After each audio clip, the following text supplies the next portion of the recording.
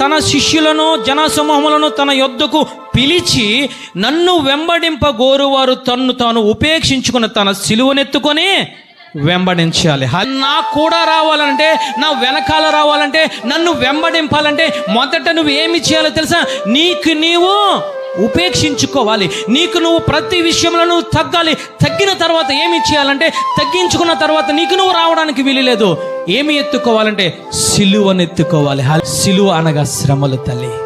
గొల్కొత కొండకు సిలువ మోసుకొని వెళ్ళిపోతూ ఉన్నారు. కానీ ఒక మనిషి ఆ సిలువను మోయడం జరిగింది. ఎవరయ్యానంటే కురేనీయుడైనా సీమోను. యేసయ్య వెళ్ళిపోతూ ఉన్నారు, ఆయన పడిపోయి లేచిన తర్వాత రోమా సామ్రాజ్యం వారు, ఇదిగో నువ్వు యేసయ్య కోసం వచ్చావు కాబట్టి, అనేక దూర ప్రదేశం నుంచి నువ్వు ప్రయాణమై వచ్చావు కాబట్టి ఈ సిలువను మోయమంటే ఆ కురేనీయుడైన సీమోను సిలువను కొంత దూరం మోసాడు. ఎందుకు? యేసయ్య మొయ్యలేడనా? యేసయ్యకు శక్తి లేదనా? కాదు తల్లి. దాని మర్మం ఏమిటో తెలుసా?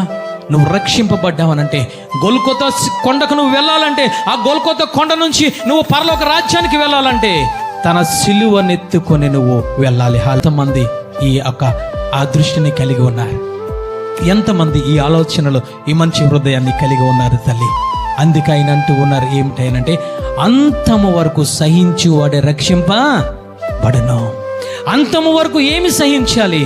నీ మీద అనేక నిందలు వస్తూ ఉంటాయి, నీ మీద అనేక అబద్ధమైన ప్రచారం చేస్తూ ఉంటారు, నీ మీద అనేకమైన శ్రమలు కలగ చేసే ఆ క్రియలు చేస్తూ ఉంటారు, అనేకమైన దోషాల మాటలు చేస్తూ పలుకుతూ ఉంటాయి. అవన్నీ నీకు కనబడుతూ ఉంటాయి. ఆ మాటలన్నీ లెక్క చేయకుండా నీ మీద ఉన్న యేసయ్యను మోసుకుంటూ నువ్వు వెళ్ళాలి. హల్లెలూయా. అదే ఆయన మాట్లాడుతున్నాడు. తనకు తను ఉపేక్షించుకున్న తన సిలువనెత్తుకుని ఆయనను వెంబడించాలి.